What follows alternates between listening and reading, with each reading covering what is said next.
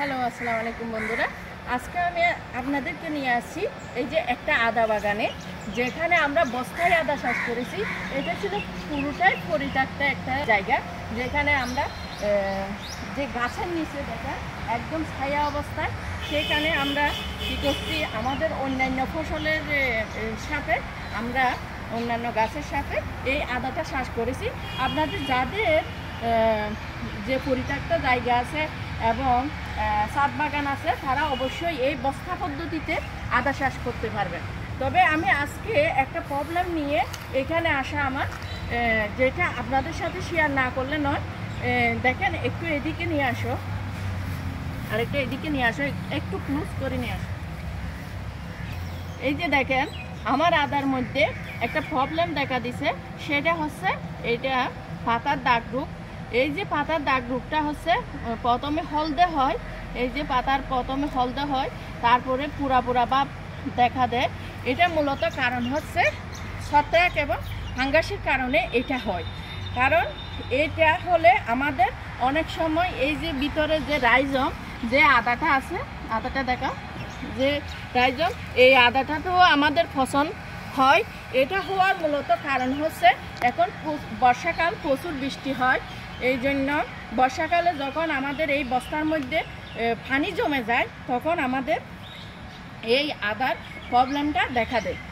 সুতরাং আমরা যারা এই বস্তা পদ্ধতিতে আদা চাষ করেছি, তারা অবশ্যই এই যে আমাদের এটা খেয়াল রাখতে হবে যাতে বস্তার মধ্যে পানি না জমে। আজকে এই যে যে রোগটা আমাদের হয়েছে আদার মধ্যে, সেটা দমন করার জন্য আমরা কি করব, আমাদের এটা মেনকুজেব জাতীয় ওষুধ এবং কপার অক্সিক্লোরাইড জাতীয় ওষুধ আমরা স্প্রে করব। আমাদের কপার অক্সিক্লোরাইড এবং মেনকুজেব জাতীয় ওষুধ আমাদের পরিমাণ দিতে হবে পার লিটারে 3 গ্রাম। সুতরাং আমাদের 10 লিটার পানিতে 30 গ্রাম ওষুধ আমাদের মিশিয়ে স্প্রে করতে হবে। স্প্রে করার পদ্ধতি হচ্ছে, আপনি প্রথমে একবার স্প্রে করবেন, তারপরে 5 দিন পরে আবার স্প্রে করবেন, 7 দিন পরে আবার স্প্রে করবেন। এইভাবে 3 বার যদি আপনারা স্প্রে করেন, তাহলে আমাদের এই রোগটা পুরোপুরি দমন হবে। এই যে আপনারা যখন স্প্রে করবেন, তখন অবশ্যই এই পদ্ধতিতে স্প্রে করবেন, কারণ আদাটা যাতে আগা থেকে গোড়া পর্যন্ত ভিজে একদম মাটি পর্যন্ত পৌঁছায়। অথবা নজেল আছে, নজেল দিয়ে আপনারা একটু নজেলটা ভিতরে দেখাও, নজেলটা একদম ভিতরে ঢুকিয়ে যাতে গুঁড়াটা ভিজে, সেইভাবে আপনারা স্প্রে করবেন। আজকে আমি স্প্রে করার জন্য এখানে আসছি।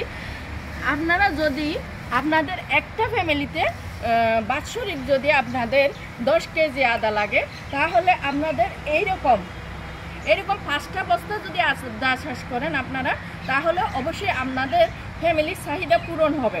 কারণ এই যে আমার দেখেন একটা বস্তায় এই ফলনটা দেখেন, এই বস্তায় কমপক্ষে আমার 2 কেজি আদা অলরেডি হবে। আপনারা যাদের পরিত্যক্ত একটু করে জায়গা আছে অথবা ছায়াযুক্ত জায়গা আছে, যেখানে কিছুই হচ্ছে না, বড় বড় গাছ রয়েছে, সেইখানে আপনারা অবশ্যই বস্তা পদ্ধতিতে আদা চাষ করবেন।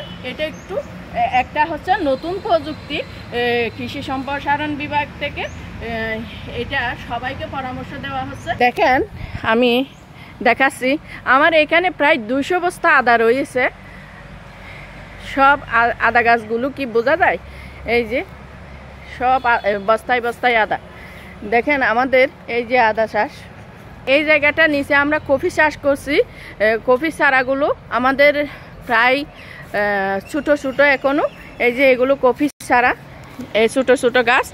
আমরা এইখানে মধ্যখানে যে ফাঁকা জায়গাটা আছে, সেইখানে আমরা অবশ্যই সাথী ফসল হিসাবে এই আদা চাষগুলো করেছি।